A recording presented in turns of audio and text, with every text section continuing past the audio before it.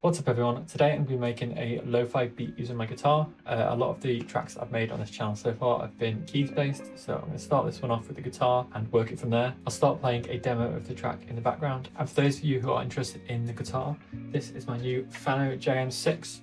It's a real beautiful guitar that instantly caught my eye. It's got a nice simple tone, volume and pickup selector switch, and it's just an amazing sort of purpley pinky red colour, and it plays amazing. So I got this because I'm after a guitar with a P90, because I've got a specific P90 pickup that I want to swap into it, which I'll talk about more in a future video. But before I swap out the pickup, this one sounded really nice in the factory setup, so I'm going to be playing this and seeing what we make with it. So yeah, I'm just going to move on to layer in some more guitar into the first loop in the intro. So here it is.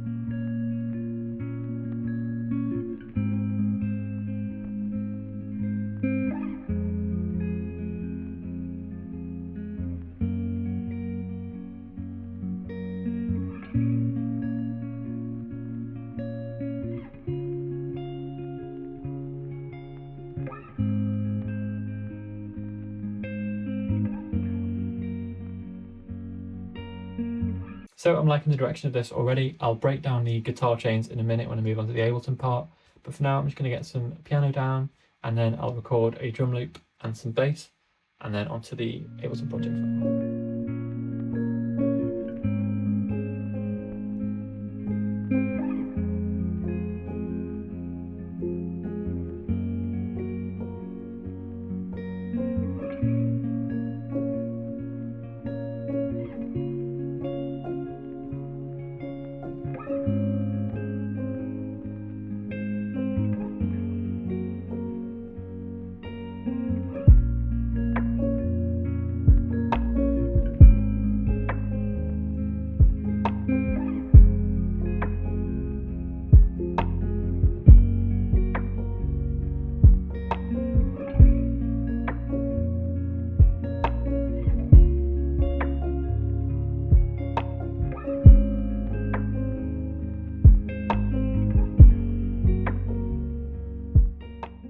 So now I've recorded a few different stems, I can start to flesh out the structure of the track. So I'll just break down what's in the track so far.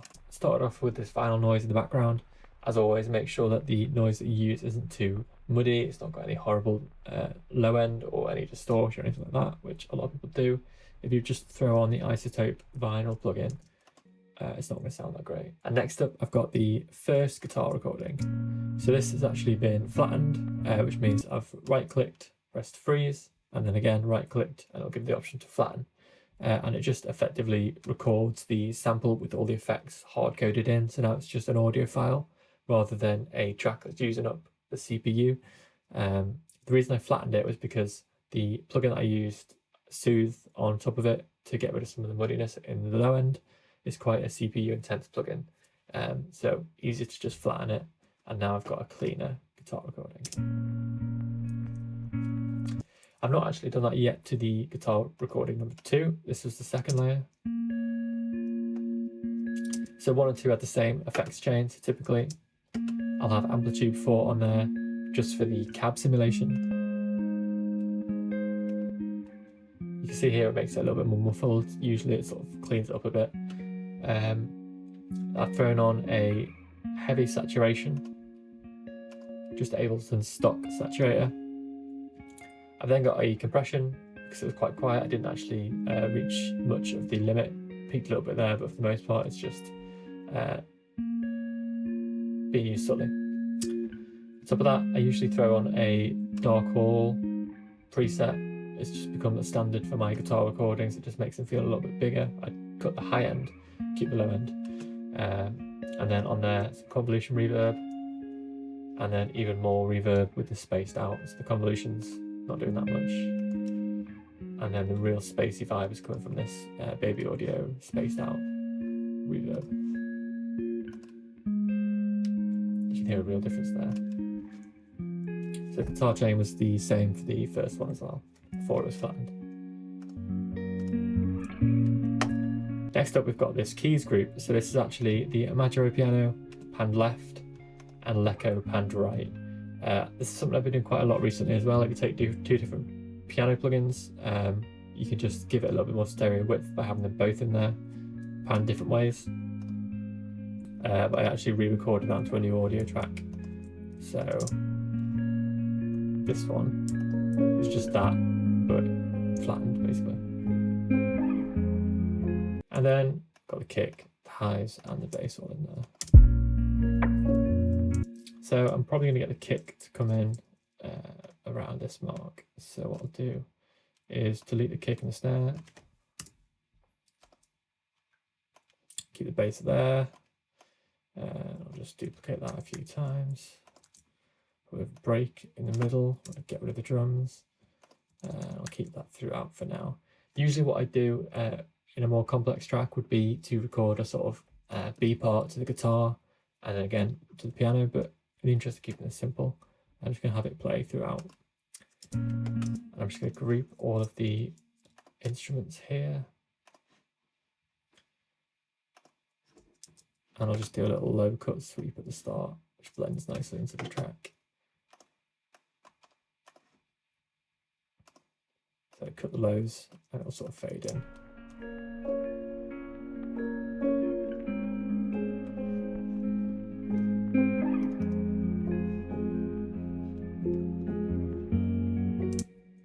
So I've got a rough structure going. Now what I'm going to do is try and layer a few more things in. Before I do a guitar lead, I'm going to layer some more synths and vocal bits to the main bulk of the track. And yeah, just add some texture to this. So yeah, I'm just going to have a play around with it now and I'll break down what I've done.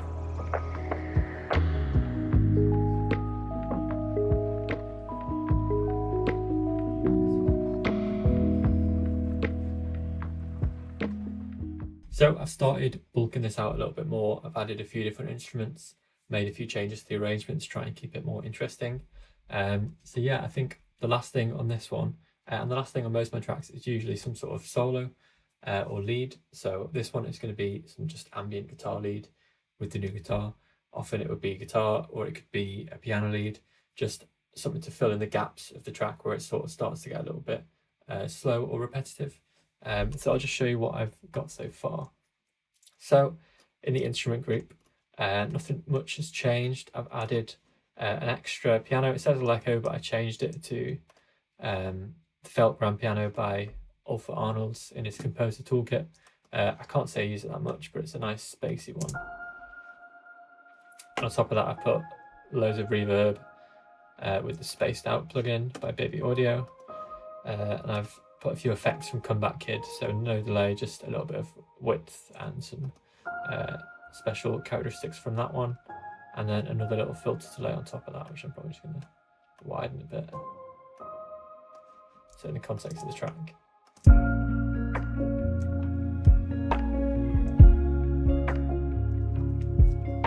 So that comes in a little way into the track. And then I've also got some vocal additions here. So this is by the Oliver Patrice, a Spitfire Audio, a little VST with some sounds and textures. So I'm using the vocal textures. It's the Pool project. So if you go onto Spitfire Audio, I think it's about $30, something like that. Got some nice sounds in. So I've got one panned left, one panned right. One's like an ah, and the other one is an ooh. Or maybe they're both ah. There you go, ah and e's. So they're just textured up, panned a different way to give it a bit of space.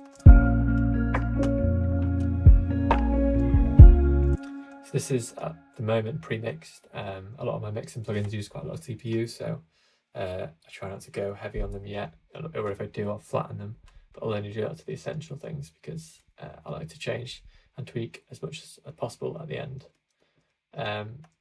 So in the highs and mids, what I've done is what I've often do at the moment. I've got the basic kick and snare, which I recorded earlier, and I'm just throwing in loads of different textures I've got from different field recordings, sample packs, all sorts. So this one is barely noticeable. That's just a little vinyl texture. This one I think I've used in some of the Forest Tales tracks. Just a little percussive thing that I put together. Next up was from the Dreamy Lo-Fi Hip Hop sample pack. This was actually a bongo, but I just filtered out all of the lows and cut a few of the highs. It just gives it a bit more movement. I'll go over the clock in a second. I've added some brush sounds. I find myself using this brush free preset on loads of percussive stuff at the moment.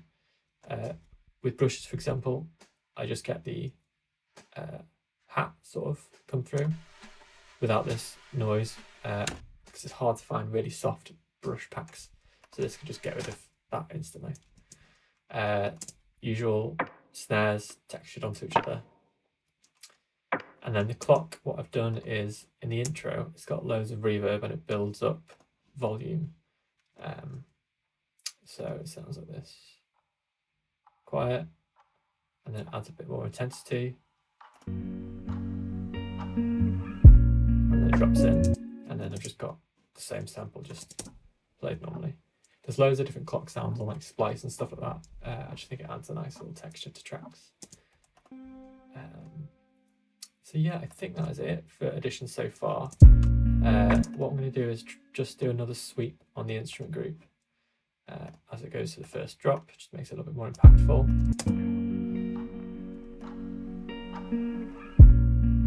And then also, I think I've mentioned this in a video before, but I like to use the Portal. I actually can't remember what the preset was called. I think it was the first preset that opens when you open Portal, but it's just a reverse delay. And if I let that build up before the drop as well, it adds a little bit of a choppy sort of ambient feel. Builds up, and then it sort of resolves nicely. And then another thing I like to do, I've got this break here where the drums stop, but if you go onto your hi-hats and snares and stuff like that, I'm just going to filter the top end of them as it gets closer to the stopping bit. Just transitions nicely out of the drum bit without such a sudden stop.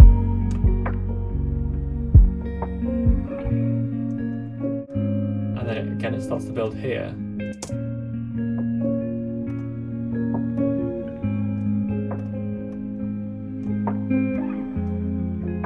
Sweep it back up slowly before I bring the kick and the bass in.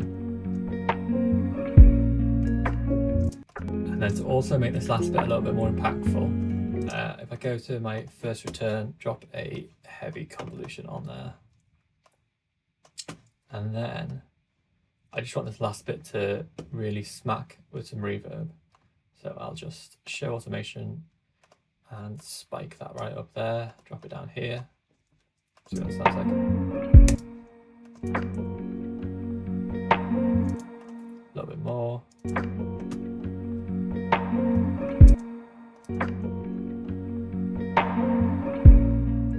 Okay, so I'm definitely getting there. I think I'm going to now layer in some more ambient guitar and a guitar lead. So what I'll do is I'll play the track through in full after this while I'm playing the guitar lead on video as well. So yeah, thanks for watching. Please do stick around for the full track demo, and do comment, like and subscribe if you enjoyed the content. It really helps the channel grow, and let me know in the comments what you want to see more of. But yeah, thanks for watching. Here is the full demo.